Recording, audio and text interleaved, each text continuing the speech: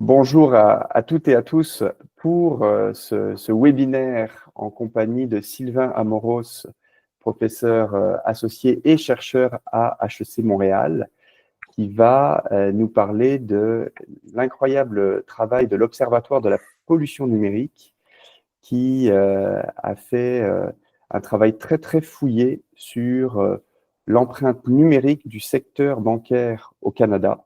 On est vraiment très chanceux d'avoir Sylvain parmi nous aujourd'hui. Salut Sylvain. Salut. Et donc, comme on l'expliquait en début de session, Sylvain va prendre une petite trentaine de minutes pour vous livrer le contenu de l'édition 2024 de ce rapport. Et ensuite, bien généreusement, va avoir encore une bonne demi-heure pour discuter avec vous de toutes les données qu'il aura présentées. Donc, encore une fois, n'hésitez pas à poser toutes vos questions, soit à travers le module de chat, soit dans un deuxième temps, on réactivera les micros. Alors, voilà, je suis Julien Galtier, cofondateur de l'OBNL Masse Critique, qui a pour raison d'être la transformation durable et responsable de l'industrie du marketing et des communications. Et évidemment, pour Masse Critique, le sujet du numérique responsable est absolument essentiel. Et les contenus que Sylvain va nous partager très généreusement ce midi vont encore le démontrer. Alors Sylvain, je te laisse la parole. À toi le micro. Merci Julien pour l'introduction. Bonjour à toutes et tous. En fait, c'est moi qui vous remercie de votre heure de lunch pour venir écouter les résultats de notre étude. Je reconnais plein de gens sur le chat, que ce soit des étudiants, des membres du collectif numérique responsable et soutenable, des anciens collègues dans des agences ou autres.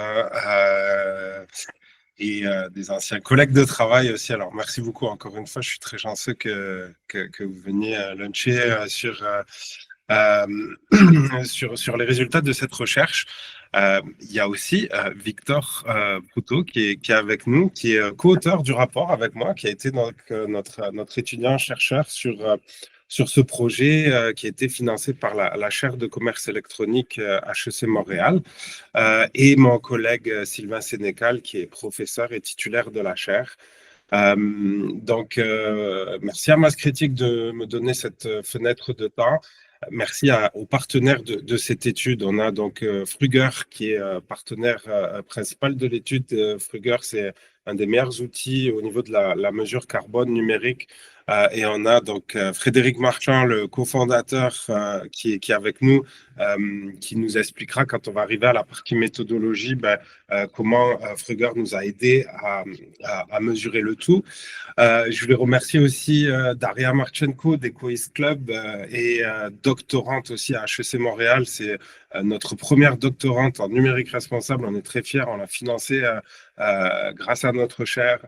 Je voulais remercier aussi l'agence Footprint qui nous a aidés dans les métriques de campagne au niveau du CO2 avec Elisa Boivin, et Greenbeads aussi, qui est une technologie de décarbonation au niveau tech avec Adrien Delambre. Alors, pourquoi on a fait ce rapport? Tout simplement parce qu'on peut penser que la pollution numérique est invisible.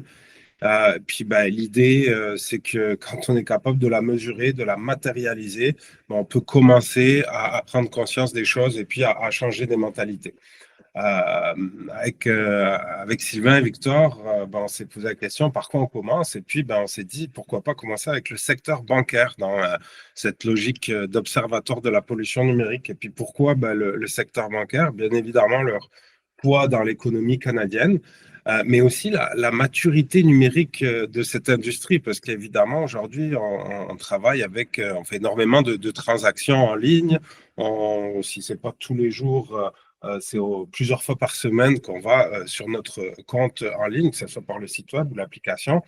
Donc, l'idée, c'est qu'on voulait avoir une industrie qui soit mature au niveau numérique, mais aussi une industrie qui mobilise énormément de parties prenantes. Donc, que ce soit les agences qui servent ces banques-là, les services internes et autres. Alors,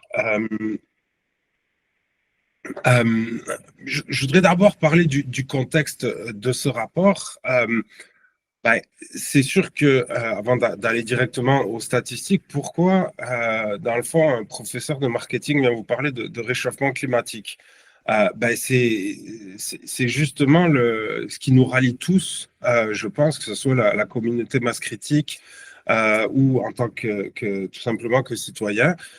C'est quand je demande à mes étudiants, une des premières causes, évidemment, qui vient les chercher, c'est l'éco-anxiété. Moi, je suis aussi moi-même éco-anxieux.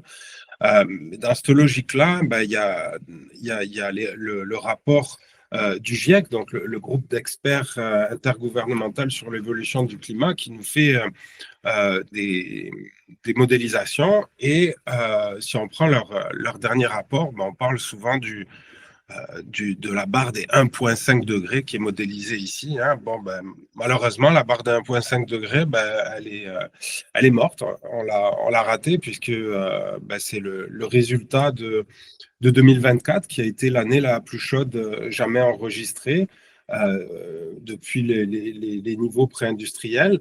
Euh, et quand on parle de la barre des 2 degrés, plus ou moins, on peut se demander, ça fait quoi?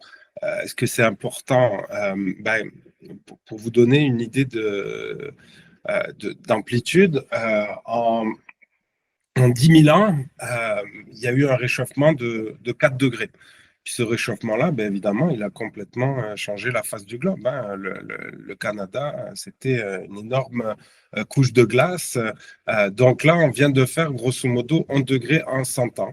Alors, c'est un peu ça qui est problématique et où est-ce qu'il y a une urgence d'agir. Et si on se fixe maintenant sur la barre des 2 degrés, donc la barre des 2 degrés, pour l'atteindre, il faudrait une contraction de notre utilisation des ressources et donc du PIB globalement d'environ 5% par an. Et ça nous rappelle la Covid. Ok, donc, est-ce que c'est réaliste de vivre en mode Covid?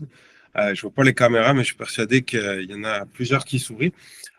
Donc, c'est là où il y a un scénario de carboneutralité qui est visé en 2050. Donc, ça, c'est intéressant aussi parce que c'était l'objectif qui était visé quand on a écrit le rapport avec Sylvain et Victor.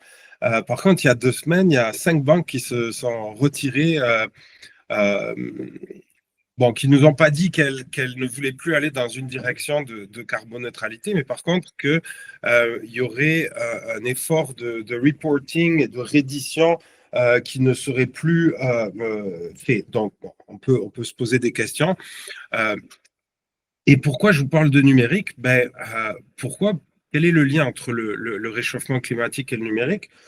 En 2020, selon les rapports du Shift Project, on avait le total des émissions de gaz à effet de serre du numérique représentait environ 4%. Okay, 4%, c'est par exemple 2 fois l'aviation civile. Donc on peut se dire quand même que le numérique pollue, mais c'est surtout dans ces projections-là qui ont été faites en 2019-2020, le Shift Project projetait 8% en 2025. Donc ici, on est vraiment sur une croissance des émissions x2 au niveau du numérique, donc on est sur la courbe violette. Alors, c'est sûr que c'est encore plus problématique. Et on va dire que depuis les 3-4 derniers mois, tous les sujets de discussion sont aussi au niveau de l'influence de l'intelligence artificielle, qui est vraiment notre tremplin en termes d'augmentation. Donc, maintenant, on peut se poser la question, ben, pourquoi le numérique, ça pollue? Alors là, vous allez me permettre de faire un petit peu de publicité pour la fresque du numérique. La fresque du numérique qui est un atelier ludique que je vous conseille à tous de suivre. Un atelier pendant 3 heures où on comprend, dans le fond, l'impact du numérique sur la pollution. Et puis, ben, un des premiers points qu'on comprend, c'est que le numérique n'a rien de virtuel. Hein. Le numérique, le cloud, moi, en tant que prof marketing, je trouve que c'est des une des plus belles stratégies de marketing de contenu de tous les temps, lire entre les lignes un vrai scam, parce que il n'y a rien qui est dans les nuages. Le numérique, évidemment, c'est 8 à 10% de l'énergie. C'est plus que l'Allemagne, c'est plus que la France, c'est plus que le Canada. C'est des énormes câbles sous l'océan. Donc, c'est un environnement qui est extrêmement matériel. Et, et ce qui occupe une grande part de la pollution, bon, évidemment, il y a l'augmentation des centres de données, mais c'est avant tout les terminaux qu'on utilise. Alors, par terminaux, ce qu'on entend, c'est nous, en tant qu'utilisateurs, nos téléphones, nos écrans, nos, nos téléphones et autres. Et donc, évidemment, l'augmentation croissante de ce matériel-là, ben, ce qu'il faut, c'est qu'il faut extraire d'énormes quantités de matériel pour les fabriquer. Il y a une métaphore qu'on fait dans la fresque qui est pour produire un ordinateur d'environ 2 kilos. Il faut extraire pas loin de 800 kilos de ressources, donc pas loin d'une tonne. Alors, une autre problématique aussi, c'est, on parle beaucoup de recyclage, mais dans un contexte numérique, ben, le recyclage, c'est une solution très partielle. Il y a seulement 17% du matériel qui est recyclé. Le reste est enfoui, brûlé, donc évidemment qui continue d'augmenter les GES. Et ben, nos ressources en métaux, en énergie se raréfient, sont limitées. Il faut aller de plus en plus loin pour aller chercher toutes ces ressources-là qui ne sont évidemment pas infinies. Et à ceux qui pensent que l'intelligence artificielle va régler tous nos problèmes, le technosolutionnisme historique a toujours montré que la technologie augmentait les gaz à effet de serre. On peut penser au chemin de fer, à la mutualisation des transports, où en effet, bah, de tous embarquer dans le même train, c'était intéressant. Maintenant, c'est devenu tellement performant qu'on s'est mis à construire encore plus de trains et que ça augmentait la pollution. On peut parler du même phénomène avec l'auto et avec d'autres technologies. Donc, il faut réfléchir à un autre numérique. Pourquoi? Ben parce qu'on est en période de crise climatique, on est en période de crise énergétique. Moi, quand j'ai commencé le numérique il y a à peu près 25 ans, ben, on faisait quoi? On faisait surtout ben, on était orienté sur la performance financière de nos plateformes numériques, de nos campagnes. Hein. C'était le sacro-saint ROI. Donc, on hackait des algorithmes de campagne pour être capable de tirer le plus possible de nos actions sur les plateformes des GAFAM. Et en tant que professeur, je suis persuadé que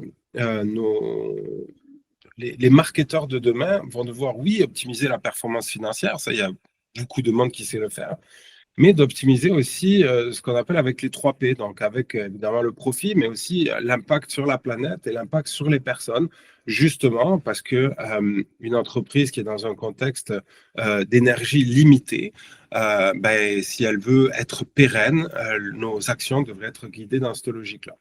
Je suis persuadé aussi que au niveau légal, il y aura des changements.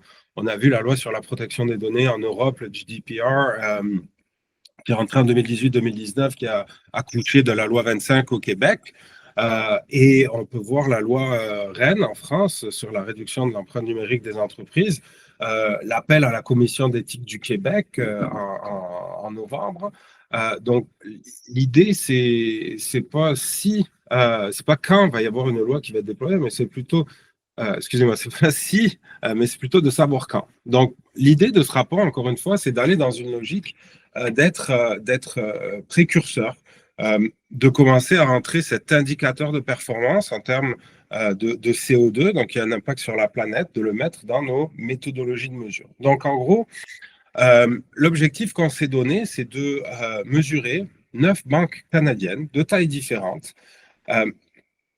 et d'étudier donc leur impact environnemental. Et on s'est concentré donc sur l'empreinte carbone des sites web, mais aussi sur les pratiques d'acquisition des visiteurs sur une période d'un an. Notre indicateur, c'est l'équivalent en CO2. En termes de méthodologie, on va revenir plus tard, mais on a voulu vraiment travailler sur l'analyse du cycle de vie des services numériques. Donc, pas simplement leur utilisation, mais aussi leur fabrication, évidemment, en tenant compte du matériel qu'il fallait pour les mettre en œuvre et aussi de la phase de rétribution. Alors, la première question qu'on peut se poser, c'est comment on mesure les émissions de GES dans un environnement numérique. Peut-être un dernier point que je n'ai pas mentionné aussi, on a une chaire de recherche. On n'a absolument rien à vendre. L'objectif reste aussi d'informer les consommateurs. C'est que quand je vais choisir une banque, d'être capable de comprendre leur impact au niveau du produit numérique. Aujourd'hui, quand je vois un produit physique, un vêtement, je vais pouvoir regarder s'il est éco-conçu, je vais pouvoir euh, regarder les pratiques de la marque. Aujourd'hui, dans un contexte numérique, comme je l'ai dit tout à l'heure, c'est beaucoup plus compliqué. Donc, c'était une façon de matérialiser le tout pour nous. Donc, avant de rentrer dans les résultats, puis je vais essayer de garder ça à haut niveau, au niveau de la méthodologie et surtout de nos limites. Donc, grosso modo, un serveur web, c'est n'importe quelle machine, ça a besoin d'énergie pour fonctionner. Donc, il y a énormément de paramètres. Si je fais une métaphore où je mesure le CO2 émis par une voiture, je peux prendre euh, un testeur, le mettre derrière le pot de l'échappement et puis tenir compte de toutes les pièces qui ont été fabriquées sur la voiture. Donc, ça serait un petit peu la même logique avec un serveur. Donc, par exemple, le poids de la page et énormément d'autres paramètres. Et tout ça, on va le convertir par rapport donc au volume d'énergie que ça a demandé. On va le convertir par rapport au mix énergétique d'où est le visiteur. Euh, donc, si je suis au Québec, si je suis en Alberta, évidemment, ben, il n'y a pas le même mix énergétique. Hein. L'Alberta, on parle de plus de 90% d'énergie générée au niveau fossile, entre autres du pétrole, versus le Québec où on est complètement à l'inverse. Un visiteur en provenance de l'Ontario, ben, oui, il y a une part d'hydroélectricité, mais il y a aussi une part d'énergie atomique. Donc, voilà. Alors, il y avait tous ces éléments-là à prendre en compte au niveau du site web. Et là, donc, on a eu la chance d'avoir la technologie de Fruger. Puis, Frédéric, je vais te laisser la parole quelques minutes. Si tu veux nous donner un petit peu plus de détails sur comment l'outil fonctionne, il y a beaucoup d'outils de sensibilisation aujourd'hui qui sont disponibles sur Internet, mais dans le cadre de cette recherche à la chaire, on a pu travailler avec ton outil. Donc, est-ce que tu veux ouvrir le capot un petit peu plus? Alors, je vais ouvrir le capot, mais je ne vais pas trop ouvrir le capot quand même pour pas effrayer les gens. Mais ça me fait très plaisir en tout cas de participer avec toi, Sylvain, puis d'avoir participé à contribuer humblement à cette étude. Moi, j'ai toujours plus on a meilleur et plus on a de données, meilleur sont nos décisions et nos actions. Donc, c'est essentiel, comme tu le soulignais, de sensibiliser le maximum de personnes et de faire ce genre d'observatoire. Comment on procède? En fait, on va récupérer le maximum de données sur l'ensemble des couches. Donc, à la fois la couche terminale, la couche réseau, tout ce qui transite sur les réseaux, et la couche serveur. Et en fait, avec toutes ces données-là, on va analyser en fait sur l'ensemble des scopes, donc les 3 scopes, pas uniquement le scope 1 et le scope 2, mais également le scope 3. Donc, par exemple, le scope 3, c'est le terminal d'accès qui va permettre d'accéder à un service numérique d'une banque en ligne. Ça va être du scope 3, même si ce terminal n'appartient pas à la banque, il fait partie de l'empreinte. Et on va prendre à la fois l'empreinte d'un point de vue intrinsèque comme d'un point de vue opérationnel. C'est-à-dire qu'on ne prend pas en compte que la phase d'usage en fait, de l'ensemble des équipements qui ont été mis en œuvre pour faire fonctionner le service, mais on prend en compte également la quote-part de la phase de fabrication et de recyclage de cet équipement. Sachant dans l'empreinte du numérique, les phases de fabrication pèsent énormément dans le cycle de vie. Donc, on va prendre l'ensemble des phases, l'ensemble des scopes, et on va, sur la base de l'ensemble de toutes les données qu'on a récupérées sur les 3 couches, pour essayer d'avoir l'évaluation. Un produit scientifique, ça reste une évaluation et non une mesure, et d'évaluation la plus précise possible. Alors évidemment, ce qu'on a fait là, ça s'est fait sur un sous-ensemble de l'empreinte des banques. C'est la partie visible de l'iceberg, j'ai envie de dire. C'est la partie des sites web, des services numériques qui sont exposés. Mais ça donne déjà, l'idée étant déjà de donner un aperçu et d'aider à prendre conscience de tout ça. Donc voilà dans les grandes lignes un peu comment c'est fait. Puis comme tu as dit, il y a tout un tas de paramètres qui sont pris en compte. Il y a le mix énergétique, il y a le type de terminaux. Parce qu'en fait, si on se connecte avec un laptop ou un smartphone, c'est pas la même empreinte. Si on se connecte en 4G, 5G, en Wi-Fi, c'est pas la même empreinte. Il y a tout un tas de paramètres comme ça qui vont venir affiner, comme des paramètres plus techniques, comme les CDN, etc. Donc voilà dans les grandes lignes un peu comment ça fonctionne. Merci Fred de nous avoir vulgarisé le tout. Donc, dans notre méthodologie, on a eu la chance d'avoir ce premier socle de données. Évidemment, on voulait construire dessus. Moi, en tant que marketeur, et puis en expliquant à mes étudiants l'entonnoir de conversion, j'ai jamais vu un environnement numérique, pas simplement une campagne, où pour avoir des milliers de visiteurs, donc qui était la mesure qu'on a expliqué tout à l'heure avec Frédéric, surtout au niveau de l'utilisation du site, des pages et autres, mais pour générer ce trafic-là, il faut évidemment des millions d'impressions et des milliers de clics. Donc, je me suis dit, mon feeling, c'était de voir que s'il y avait quand même de la pollution en bas, alors s'il y avait beaucoup de serveurs impliqués en haut aussi pour que ça soit l'achat média programmatique, les stratégies de contenu, ben, c'est clair qu'il y avait une pollution qui était assez immatérielle aujourd'hui, parce qu'encore une fois, on n'est absolument pas la première étude à regarder ce qui se passe au niveau du site web. Par contre, je pense que ce qui est novateur dans le travail de Victor et de mon collègue Sylvain et moi-même, c'est le fait qu'on ait associé en même temps l'acquisition de trafic, mais aussi l'utilisation au niveau du site web, basé encore une fois sur l'analyse du cycle de vie. Donc, autrement dit, on a vraiment le portrait complet au niveau numérique. Et là, donc, on est capable, je reprends la métaphore de la voiture, la voiture, on est capable de l'analyser dans son ensemble, on va dire, mais après, évidemment, je peux avoir une voiture qui pollue beaucoup et faire 30 km par an versus avoir une voiture qui pollue peu, puis faire 10 000 km par an. Donc, il me manquait une donnée qui était les données d'activité. Donc, de venir multiplier, on va dire, le score carbone numérique par ce volume de trafic, par ce volume d'utilisation sur les sites web. Donc là, dans la deuxième partie, on est venu s'appuyer sur deux aspects. Donc premièrement, pour la partie acquisition de trafic, on est venu faire un travail de revue de littérature parce qu'évidemment, les GAFAM ne dévoilent pas quel est le CO2 qui vient des différentes plateformes, que ce soit de Google Search, que ce soit de Meta ou autre. Et on est venu travailler avec des agences qui gèrent beaucoup de médias, qui sont capables de mesurer ça pour avoir des données professionnelles. On est venu travailler, donc je parlais tout à l'heure de Footprint, on est venu faire du travail de revue de littérature. Victor s'est transformé en inspecteur et s'est faufilé pour aller trouver le plus de données possible. On a parlé à des experts aussi. Et ça, multiplié par les données d'activité. Donc, les données d'activité, on allait chercher avec un outil qui est standard dans l'industrie qui s'appelle SimilarWeb. SimilarWeb qui nous permet de faire de la veille concurrentielle sur un paquet de sites web. Donc, ça m'amène aussi, Frédéric a parlé tout à l'heure de la pointe de l'iceberg, ça m'amène aussi à modérer les résultats de l'étude et ses limites. Parce que c'est clair que, premièrement, je travaille avec des données publiques, d'accord ? Il n'y a aucune banque qui m'a partagé ces données analytiques aujourd'hui. Donc, le tout vient de SimilarWeb. Néanmoins, je vous dirais qu'on n'est pas très, très loin des scores de SimilarWeb.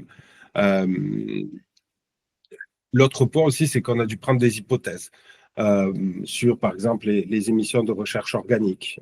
Encore une fois, Google ne dévoile pas ça. On a dû se baser sur des hypothèses le plus proche possible de ce qu'on a trouvé en termes de littérature. Le fait de l'attribution aussi, où on est... est-ce que chaque page d'un site web est égale? Non. Donc, évidemment, il y a des biais, comme dans n'importe quelle étude qui peuvent être pionnières. Alors, pour entrer maintenant dans les résultats. Alors, les trois grands faits saillants. Premièrement, on s'est aperçu qu'il y avait 3 banques qui représentent les 2/3 des émissions totales. On s'est aperçu que la banque la plus polluante, émet 2 fois plus par visiteur que la banque la moins polluante. Donc, il y a vraiment un écart énorme en termes de performance. Parmi toutes les variables qui augmentent la pollution, on a essayé de trouver c'était laquelle qui avait le plus d'impact. Et celle qui a le plus d'impact, c'est en termes d'origine du trafic, un visiteur qui arrive de la publicité qui va polluer 418 fois plus qu'un visiteur qui arrive au niveau naturel. Okay, donc, pour ceux qui ont un attention spam de 10 secondes comme moi, voici, j'espère que vous saurez de ces 3 points-là. Maintenant, je vais dérouler le reste. Donc, comment on en est arrivé ça? Alors, on a analysé, comme je disais tout à l'heure, par le biais de SimilarWeb, 1,8 milliard de visites. Et là, vous voyez donc le résultat on parle des Big Five, hein, des 5 plus grosses banques. Et puis, bon, il n'y a pas vraiment de surprise. En termes de trafic, on reconnaît l'ATD, BMO, RBC, CIBC, Scotiabank, et puis après d'autres banques comme Desjardins, la Banque Laurentienne et HSBC. Donc là, on a vraiment le pourcentage de visites réparties dans l'industrie bancaire. De l'autre côté, avec la méthodologie qu'on a appliquée sur les sources de trafic et grâce aux outils de Kruger, on est venu analyser quasiment 19 000 tonnes de CO2 émis au niveau numérique par les banques. Donc, ça représente quoi? Ça représente 8 millions de litres d'essence, ça représente 6 000 voitures, 10 000 vols Paris-Montréal. Et donc, là, ce qu'on s'est aperçu, si on regarde les pourcentages, c'est que il y a une différence. Il y a certaines banques, par exemple, donc, qui ont vu leur quota augmenter. Donc, la banque TD qui compte pour 27% du trafic, mais pour 33% de la pollution, versus d'autres banques qui avaient beaucoup de trafic, la RBC, donc 14%, mais qui descendent à 9% en termes de pollution. Alors, évidemment, hein, de la curiosité, on a regardé pourquoi. Et là, on s'est dit, ce qu'on va faire, c'est que je prenais la métaphore de l'auto qui fait beaucoup de kilomètres et qui peut avoir un moteur différent. Là, on a arrêté l'auto sur 1 kilomètre. Donc, autrement dit, on a regardé sur un visiteur quel est le nombre de grammes de CO2 émis en tenant compte, encore une fois, de l'activité sur le site web, la façon dont le site web est fait, et de plein d'autres paramètres, comme expliqué Frédéric tout à l'heure, mais aussi du travail qui a été fait pour amener ce visiteur-là. Donc, s'il arrive naturellement, qu'il arrive d'une campagne publicitaire. Donc, roulement de tambour, quelle est la banque la plus éco-responsable au niveau numérique? Encore une fois, on voulait le tourner positif hein, plutôt que de dire celle qui pollue le plus. Je pense que l'idée là-dedans, c'est d'en prendre conscience et puis d'aller dans une direction où on va essayer de mettre en place des bonnes pratiques. Et donc, en fait, il n'y en a pas une, il y en a 3. Il y a la Banque Royale, la Banque Laurentienne et la Banque Nationale qui sont dans un premier trio de tête avec 6 grammes d'équivalent de CO2 par visiteur. On va avoir ensuite un deuxième bloc avec Desjardins à 8,6 et 9 grammes avec la CIBC. Et ensuite, un quatuor, on va dire, qui dépasse les 10 grammes. Donc avec BMO, la Banque TD, la Banque Scotia et HSBC. Donc, ce classement-là est intéressant parce que on voit aussi l'addition donc de l'outil des grammes de CO2 sur le site web, mais aussi de tout ce que ça prend au niveau marketing pour le faire venir. Donc c'est pour ça qu'on monte à des 6, 10, 12 grammes.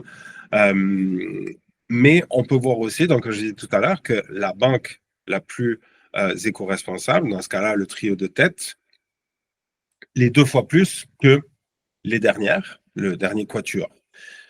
Ce qui est gênant, par contre, là-dedans, je trouve, c'est que parmi les 4 banques ayant le plus haut taux d'émission par visiteur, on retrouve 3 des banques qui ont le plus de trafic. Autrement dit, la Banque TD, la Banque BMO et la Banque Scotia. Donc, si je reprends ma métaphore tout à l'heure, c'est un petit peu comme si on avait un Hummer pour parcourir beaucoup de kilomètres. Donc là, il y a une certaine problématique à ce niveau-là. Et c'est là où je fais un appel aux banques en termes de responsabilité qu'elles ont. Je reviens à l'industrie automobile, Toyota, qui est le plus gros vendeur de voitures de l'histoire. Non, ce n'est pas Ford. C'est bien Toyota. Et ils ont été aussi dans les premiers à se poser des questions au niveau de l'hybride, des voitures électriques, maintenant de l'hydrogène. Donc, il y a cette logique-là aussi.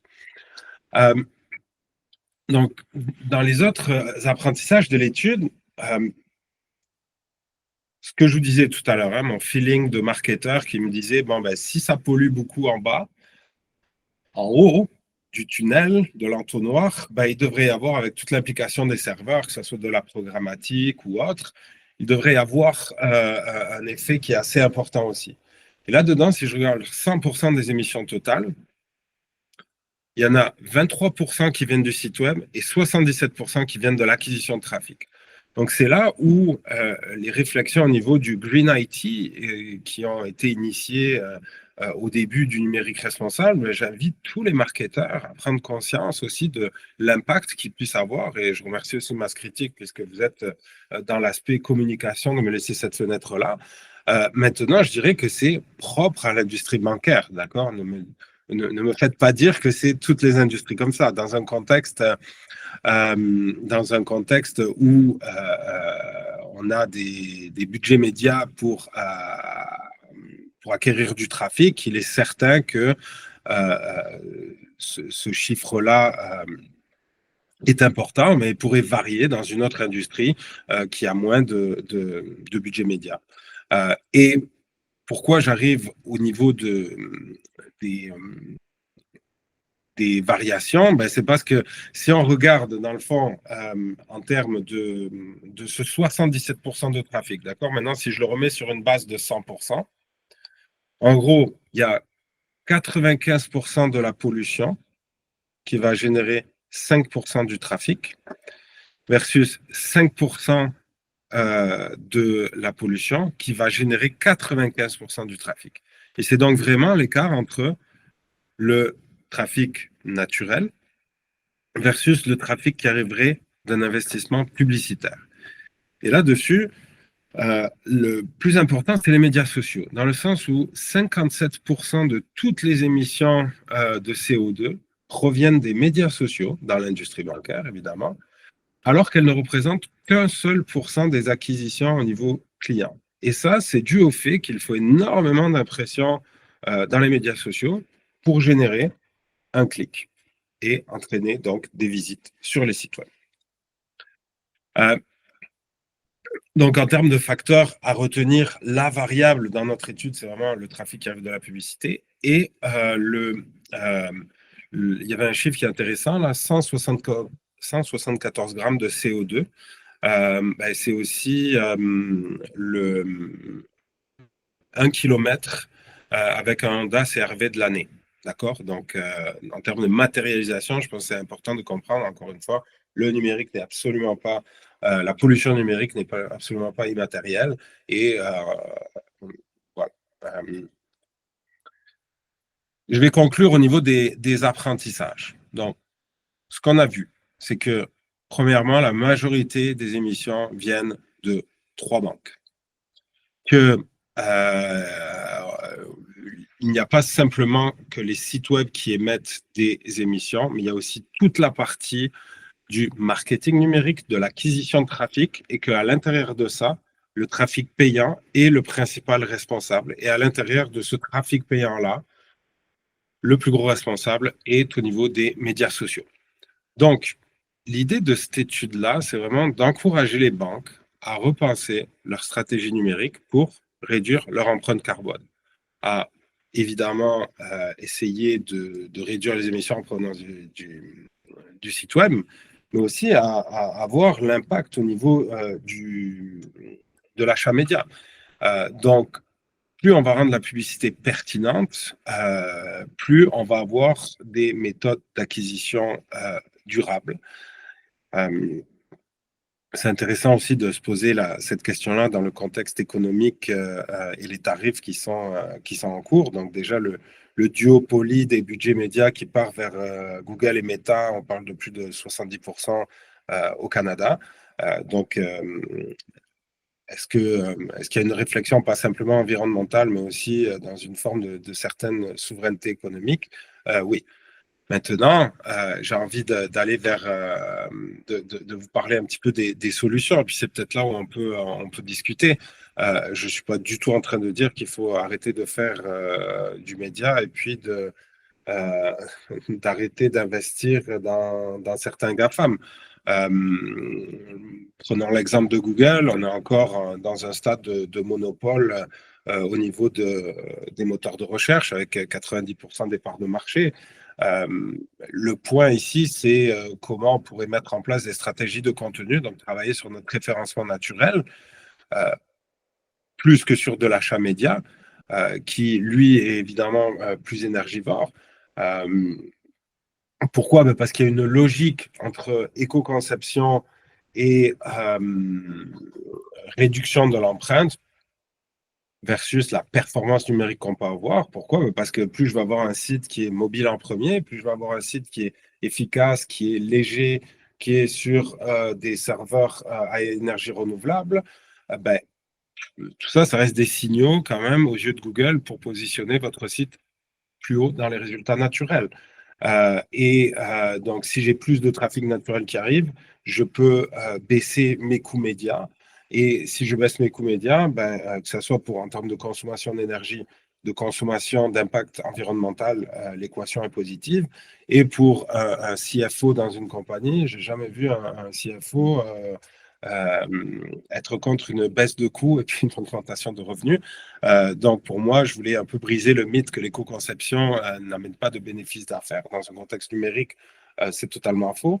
Et quand on parle de contexte média aussi, il y a un paquet de choses qu'on peut faire. Euh, Par exemple, en ciblant les mobiles plus que les desktops, et en plus, il y a plus de trafic mobile, mais évidemment, on a une empreinte énergétique qui est plus basse. En étant consciencieux sur nos budgets programmatiques parce qu'il y a énormément d'acteurs et de serveurs impliqués, en baissant nos investissements médias aussi dans des GAFAM qui pourraient avoir une forte teneur carbone. Je pense ici évidemment à Amazon, je pense à Meta, je pense à TikTok. Ben, c'est clair qu'il peut y avoir des gains sur ce plan-là. Donc, si vous voulez télécharger le rapport, vous l'avez sur notre site étudiant à digital.hec.ca/numérique-responsable. J'ai décidé de le mettre sur le site étudiant pour faire de la pub aussi à nos étudiants. Si vous voulez soutenir la recherche en numérique responsable, n'hésitez pas à m'envoyer un courriel. Si vous voulez que nos étudiants et la chaire travaillent avec vous pour faire des bilans carbone numériques, pour faire des formations à l'interne, tous les profits qu'on fera sont réinjectés pour financer la recherche et sortir des études comme on l'a fait. Voilà, alors, merci beaucoup pour votre attention. J'espère que c'était pertinent. On peut passer aux questions. Oui, merci beaucoup, Sylvain. C'était extrêmement pertinent. Et puis, ça a encore une fois renforcé l'importance de tous ces sujets dont on a l'habitude de traiter depuis maintenant 2 ans et demi avec Masse Critique. Le numérique responsable, l'éco-socio-conception des campagnes marketing, l'éthique, l'éco-blanchiment. Tu as cité à juste titre la loi C59 là, qui devrait effrayer plus d'une marque, plus d'un annonceur. Des sujets sur lesquels on a énormément de ressources gratuites et accessibles à tous sur le site web massecritique.ca, également des formations pour celles et ceux qui veulent aller plus loin. Donc, je vous redonne la possibilité d'ouvrir votre micro, également votre vidéo si vous le souhaitez. On va prendre les différentes questions, sachant qu'on en a déjà dans le chat. Donc, je vais commencer avec Priscilla, qui nous a dit d'ailleurs en introduction qu'elle était en communication chez Desjardins. Avez-vous communiqué avec les institutions financières pour affiner vos résultats et vous informer sur leurs initiatives visant à améliorer leurs pratiques? C'est une très bonne question. La réponse est oui. J'ai communiqué avec les institutions financières qui sont dans le cadre de cette étude. Il y en a où je n'ai eu aucune réponse. Il y en a qui m'ont dit « Sylvain, super, mais on n'est pas prêt ». Il y en a d'autres qui nous ont ouvert les portes, en effet, pour faire des formations à l'interne, pour faire des prises de parole à l'interne. Donc, je vous dirais que le degré de réception est extrêmement variable. Dans un monde idéal, Priscilla, quand on dit d'affiner les résultats, il faudrait que oui, j'ai un accord de chaque banque à travailler en totale confidentialité. Donc, chaque banque me partagerait ses données analytiques web.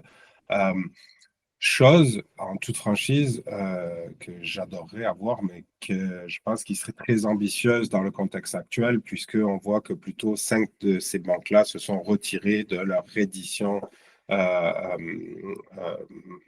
au niveau de leur empreinte carbone. Alors, j'espère que ça répond à votre question. On a une autre question sur la fusion entre RBC et HSBC augmentera l'écart de la RBC. Alors, en termes de volume de trafic, HSBC, donc il y avait deux éléments ici. Donc, si je reviens. Donc, voilà.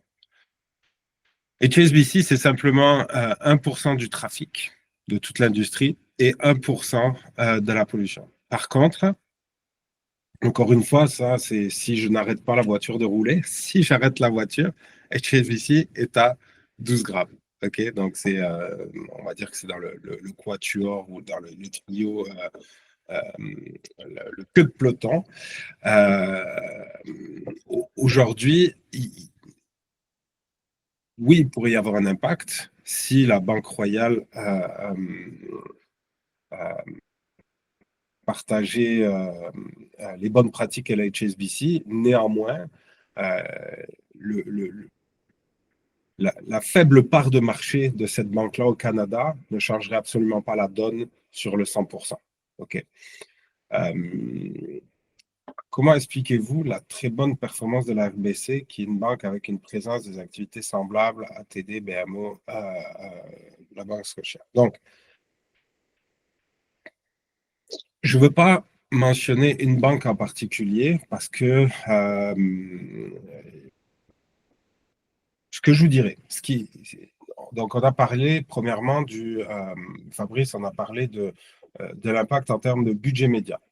Donc, est-ce que les budgets médias de la RBC, de la TD, de la BMO sont similaires? La réponse est non. Et on pourrait être surpris des investissements de la RBC par rapport à ces autres banques qui ne sont peut-être pas de la même amplitude. Je dirais aussi que quand on parlait tout à l'heure d'éco-conception, je ne parle pas nécessairement de la RBC en tant que telle ou des autres banques, mais une des premières valeurs d'éco-conception, c'est l'accessibilité des citoyens.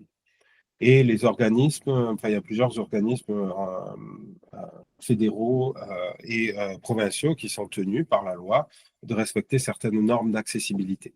Donc, est-ce que ça peut aider une banque plutôt qu'une autre? Tout à fait. Donc ça va être des composantes qui vont faire qu'une banque performe plus qu'une autre.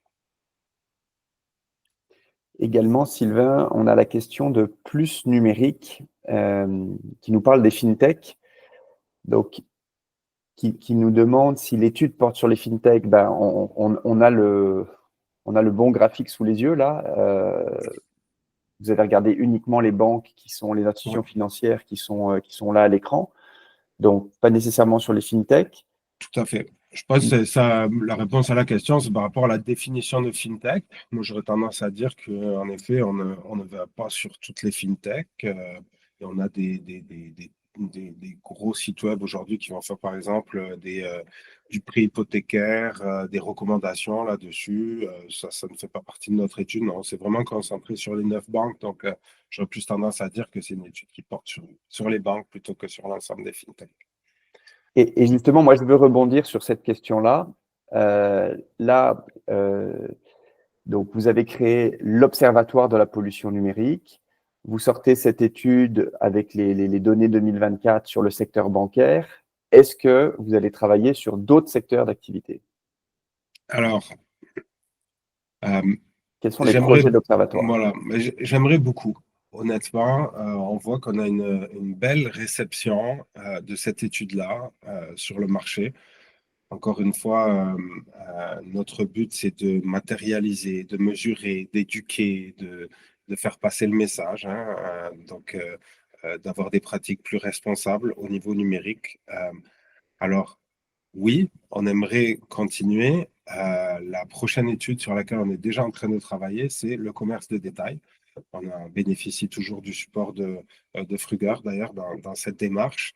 Donc, le commerce de détail, puisque son poids dans l'industrie canadienne aussi est très important. Et on va regarder la question qu'on se pose aujourd'hui, c'est est-ce qu'un site éco-conçu, donc avec une empreinte plus légère, peut augmenter mon taux de conversion? Ou alors, est-ce que c'est par rapport à la perception du consommateur et les stratégies de communication que je vais augmenter cette performance financière? Donc, une des questions qu'on est en train de se poser, on aimerait beaucoup refaire cette étude-là en 2025.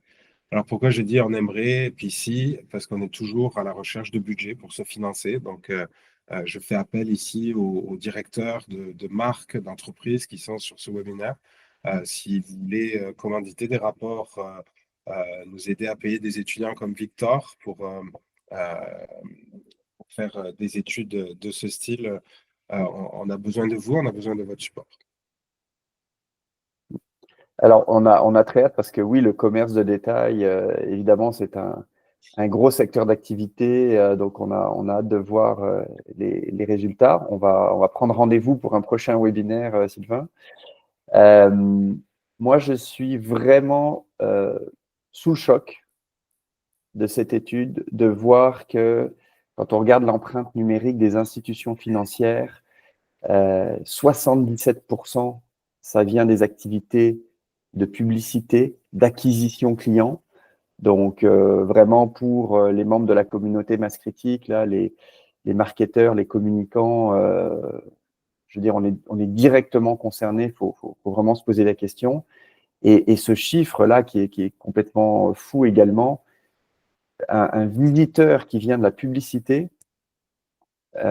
pollue 418 fois plus qu'un visiteur qui viendrait du référencement naturel, donc une acquisition organique. C'est encore une fois extrêmement troublant pour les gens de marketing que nous sommes, et je pense qu'il y a vraiment des questions à se poser sur les pratiques. Donc, on va évidemment partager à tout le monde les ressources dont tu as parlé, Sylvain.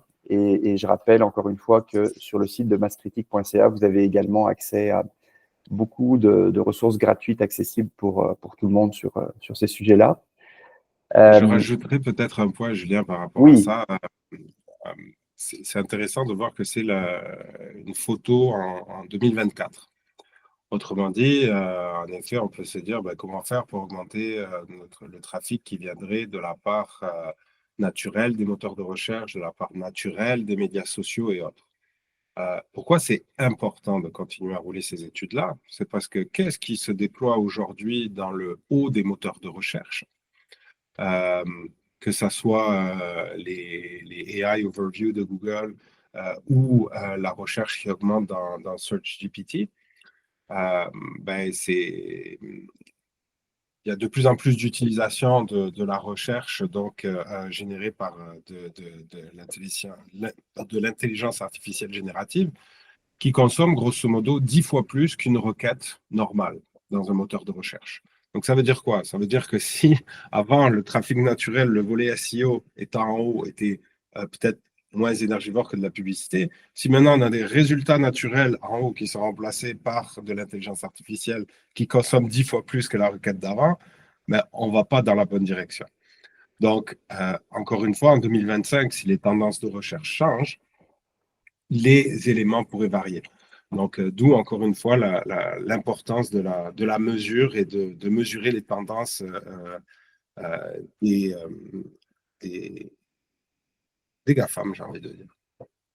Oui, et avec les enjeux aussi éthiques que tout ça pose. On a des contenus chez Masse Critique qui se préparent sur le sujet.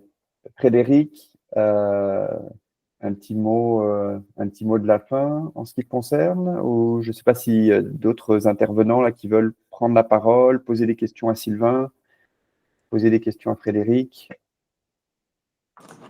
J'aurais peut-être une petite question rapide, en fait. Oui. Bonjour. Dans un premier temps, merci pour l'information. C'est super intéressant. Je me posais la question, on parle beaucoup d'ordre de grandeur. Par exemple, le 418 fois plus au niveau de l'acquisition de trafic en termes de pollution et tout ça.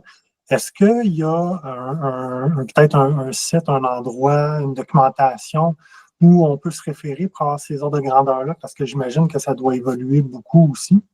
Donc, ma question, ça serait de savoir s'il y a peut-être une référence qu'on pourrait consulter là, en lien avec les différents ordres de grandeur. Merci. Très bonne question, Sylvain.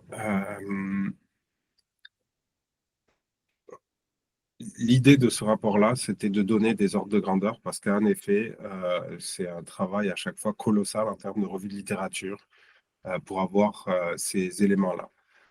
Je citerai peut-être à chaque fois une référence qui revient très souvent, qui est l'ADEME en France. Peut-être, Frédéric, tu pourras élaborer là-dessus, qui nous donne des ordres de grandeur très intéressants. Et est-ce qu'il y a un mix je pose toujours la question avec le Canada et le Québec. On n'est quand même pas dans des mix énergétiques comme les pays du Golfe ou plus l'Ouest canadien. Donc, j'aurais tendance à dire qu'il y a quand même une certaine similarité avec le Québec. Donc, voilà, je dirais que l'ADEME reste une source intéressante. Merci. Fred, je ne sais pas si tu voulais faire un petit commentaire sur l'ADEME ou... Alors, ce qui est chouette, c'est qu'il y a de plus en plus d'études comme celle de HEC Montréal qui sont publiées, notamment de l'ADEME, mais également d'autres organismes scientifiques ou autres. Donc, les gens prennent conscience que l'empreinte numérique, elle a son importance. Malheureusement, parce qu'elle est en train d'exploser, hein, elle était de 4%, elle est passée à 6 à 8%. Une des raisons, c'est l'IA. C'est pas la seule, évidemment, il faut mettre tout sur le dos de l'IA, mais il suffit de regarder le rapport climat d'un Microsoft, par exemple, où là où il devait nettement améliorer son empreinte environnementale, il a très fortement dégradé. C'est le cas aussi pour ses confrères, hein, que ce soit d'Amazon ou de Google. Donc, on voit bien qu'il y a une difficulté à gérer cet accroissement de la digitalisation, cet accroissement de données et puis des modèles qui sont peu frugaux. Et pour autant, on voit aussi qu'il y a des ruptures possibles. Il suffit de regarder, ne serait-ce que sur l'IA, les derniers événements sur des modèles beaucoup plus légers sortis par nos amis chinois, si je puis dire, ou même par des Mistral ou autres qui sortent des modèles beaucoup plus frigos. Donc, on voit qu'on peut changer la donne quand même. Et c'est pareil pour le numérique dans l'entreprise. On peut avoir une approche qui peut quand même diviser très fortement cette empreinte. Et je pense que c'est grâce à des belles études comme celle de Sylvain qu'on va aider les gens à prendre conscience et les pousser à agir. Et il y a un ROI, hein, Sylvain l'a cité, vous inciter à agir. Il y a un ROI sur le référencement, sur gérer des parcours beaucoup plus performants pour vos usagers, mais il y a également un ROI financier qui est net, c'est que ça va permettre d'allonger la durée de vie des équipements, de dépenser moins dans les achats IT, d'avoir des systèmes numériques beaucoup plus maintenables. Et il y a également un ROI encore plus direct qui est sur la rédaction de vos factures infonuagiques, parce que, pas se leurrer, hein, c'est assez simple l'équation. Un service numérique qui était conçu, c'est un service numérique qui va nécessiter moins de ressources pour le faire fonctionner, et donc ça va sortir directement sur votre facture. Donc, les entreprises aujourd'hui les plus avancées sur ces sujets-là, elles y voient un ROI économique qui est vraiment très important au-delà d'un élément de différenciation. Et donc, voilà, ça doit inciter tout le monde à agir. Je sais, malheureusement, j'ai envie de dire que les gens n'agissent pas que pour des raisons sociétales, pour des raisons de conscientisation des dérèglements climatiques. Et donc, heureusement, il faut qu'on sorte des études et qui permettent de prendre conscience et les inciter à agir aussi pour ces aspects-là. Oui, je te remercie de réitérer ce point-là, Fred, parce qu'il est évidemment fondamental et je pense qu'on le redira jamais assez. Le numérique responsable, c'est très, très bon pour votre performance économique. Hein, tu viens de rappeler pourquoi.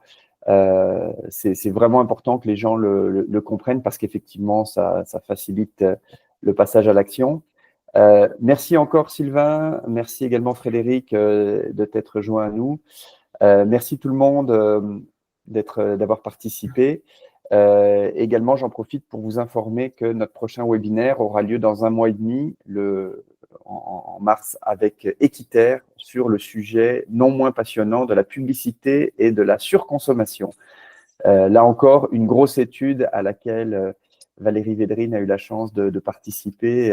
Vous allez voir, ça va décoiffer. Merci tout le monde. Encore une fois, Sylvain, bravo pour tout ce que tu fais avec la chaire, avec l'Observatoire. Et puis, bravo à Prüger pour l'excellence de ces solutions. Donc, on reste connecté pour la suite sur les prochaines études et sur les prochaines pistes d'action pour tout le monde. À Merci bientôt. à tout le monde de vous être rejoints. À bientôt. À bientôt, bonne journée.